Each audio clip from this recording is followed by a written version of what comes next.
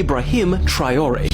He needs to pay attention to who this man is, because he is inspiring an African revolution against the West right now. This is 37-year-old Ibrahim Traore. He is the second youngest head of state in the world right now, and what his supporters say he represents is simple: African independence. You see, Burkina Faso is a former French colony, and since he became leader of the country in 2022, he has accused France of neocolonialism, which in other words is when a country is still trying to control the other, but now just through more hush means. So when he seized power, he started to make drastic changes. He ordered the French troops to leave the country. He expelled French diplomats and Western media. He banned the use of British and French colonial-style judicial wigs in efforts to decolonize the country's judicial system. And then he started making major changes. He started cutting ties with foreign companies involved in Burkina Faso's infrastructure development, like roads, bus stations, airports, and then started replacing them with locally equipped and trained workers, and then acquired around 1,000 road building machines for them to use. He started introducing policies to boost local control over food production and processing. He started pushing for greater state control over energy, reducing the dependence on foreign suppliers of electricity. And then, in the clearest statement to the West yet, he started buying back a number of the country's major gold mines previously owned by foreign entities. He called purchases a reclaiming of national wealth from exploitative foreign ownership. But here's where things get crazy, because what started in Burkina Faso has now become something much bigger. They've now joined forces with Mali and Niger to form the alliance of Sahel states, basically saying, we've got each other's backs and we're done with all influence from the West. Ivory Coast and Senegal are now also pushing to remove foreign military bases, and a former Nigerian senator described Traore's actions as the spirit of a continent yearning to be free, dignified, and prosperous. And that is exactly why we're seeing it slowly transition from one country in Africa